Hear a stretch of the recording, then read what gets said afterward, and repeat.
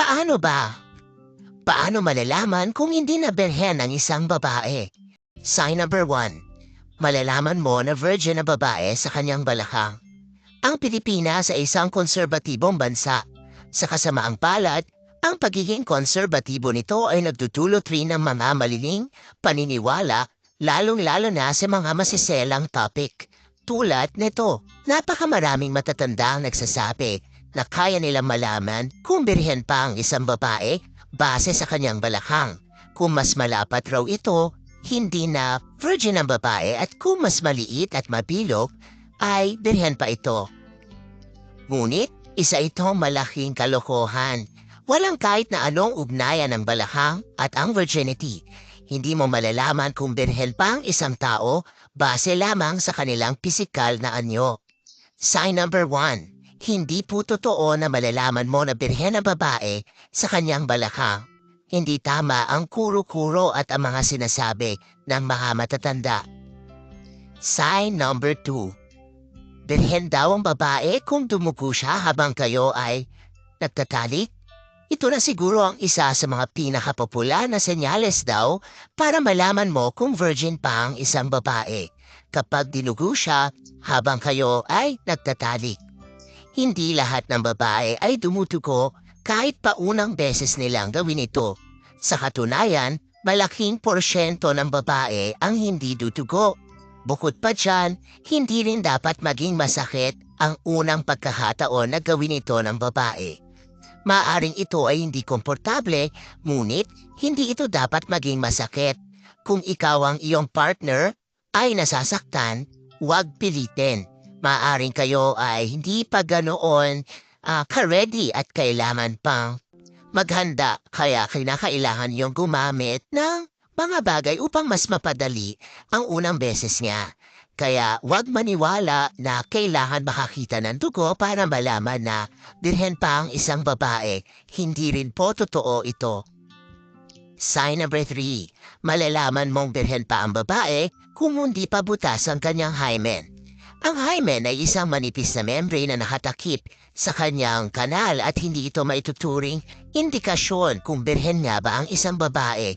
Tulad ng mga nakaunang senyales, hindi po accurate ang mga ito at ito ay mga myth lamang. Una sa lahat, marami rin kasing iba't ibang klase at hugis ang hymen.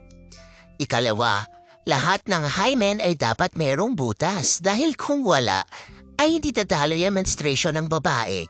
Sa katunayan pa, ang mga babae may imperforate hymen o hymen na walang butas ay kinakailangang operahan upang magkaroon ng daluyan ang kanilang period. Napaka-logical po nito, diba?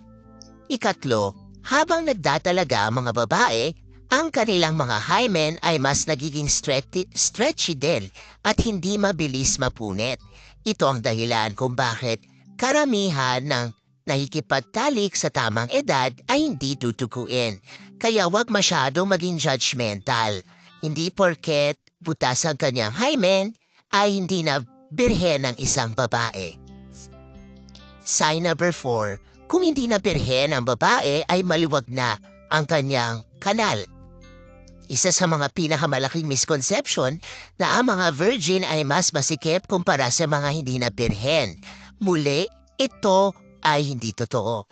Hindi permanenteng lumuluwag ang kanal ng babae matapos makipagtalik. Ang sikip na napapansin ng karamihan ay maaaring dahil sa anxiety na nararamdaman bago ang paggawa nito. Kung ang babae ay kinakabahan, maaaring mag-contract ang kanyang vaginal walls. Mas mainam na hintayin maging relax kayo pareho bago simula ng pagtatalik upang hindi ito maging masakit para sa babae. Kaya sign number 4, hindi totoo na hindi ka na birhen o hindi birhen ng isang babae kung maluwag na ang kanyang kanal.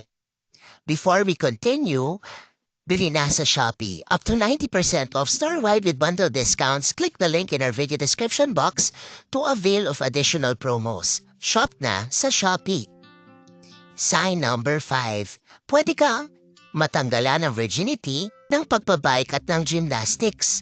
Hindi po totoo ito, pero maaari nitong mapunit ang hymen ng isang babae. Sa katunayan, maraming paraan kung bakit tuluyang nabubutas ang hymen bago pa makipagtalik ang isang babae.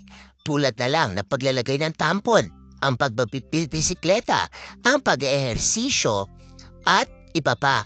Hindi ibig sabihin ito na butas na ang kanilang hymen ay hindi na sila birhen.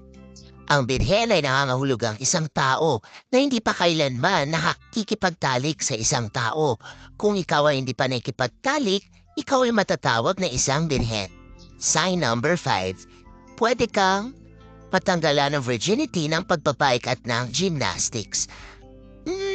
Totoo pong posibleng mabutas ang inyong hymen pero hindi po kayo magiging hindi birhen dahil lamang dito. Sign number 6. Kapag kinurot ka at hindi nasama ang balat, hindi ka na raw birhen. Karamihan sa atin ang virginity ay mahalaga. Kaya kapag hindi ka na birhen ay mas malaki ang panghusgang natatamasa mo lalo na sa Pilipinas. Kahit na wala namang pruweba ang mga tao. Hindi mo namamalaya na pinag-uusapan ka na pala nila dahil lang sa hindi ka na birhen. Isa sa mga maling paniniwala na ating kinalakihan ay kapag kinurot mo raw ang isang tao at hindi na nasama ang balat nila, nangangulugan lamang raw ito na hindi na siya birhen. Madali para sa mga tao na husgahan ng isang tao base lamang sa kanyang pisikal na itsura. Sa simpleng pagkurot ay nalaman na agad nila na hindi ka na virgin kahit na nung minsan ay normal naman talagang hindi sumama ang balat kapag kinukurot. Again, ito na naman na isang kasinungalingan na dapat nating maitama. Sign number 7. Kapag naglalakad ka raw at malaki ang uwang ng iyong mga paa, ay hindi ka na birhen. Ito pa ang isa sa mga pinakapopular na paniniwala may tuturing natin na mali. Kapag naglalakad ang isang tao at gusto mong malaman kung virgin pa siya o hindi, tingnan mo ang kanyang mga paa at kung paano siya maglakad. Kung hindi nakakatungo ang dalawang mga paa at binti, madali na para sa ibang tao na magkaroon ng konklusyon na baka hindi na birhen ang isang babae. Ngunit, hindi ba't mali ito?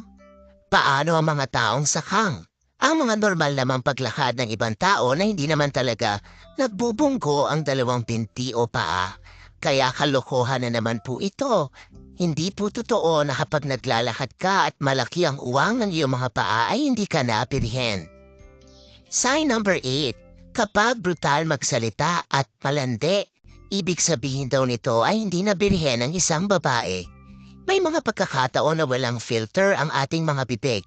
Maaaring dala na rin ang emosyon kung bakit nasasabi ng mga babae ang gusto nilang sabihin. Nagiging liberated sila kung minsan. Kung kaya't nagkakaroon ng maling pangusga sa kanilang buong pagkatao. Walang perpektong tao dahil lahat po tayo ay nagkakamali.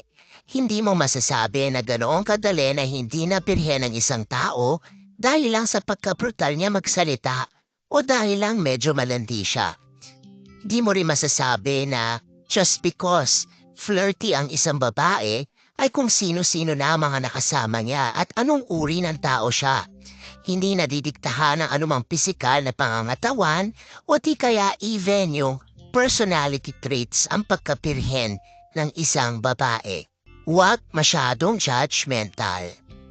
Maraming salamat sa pagnood. Please like this video.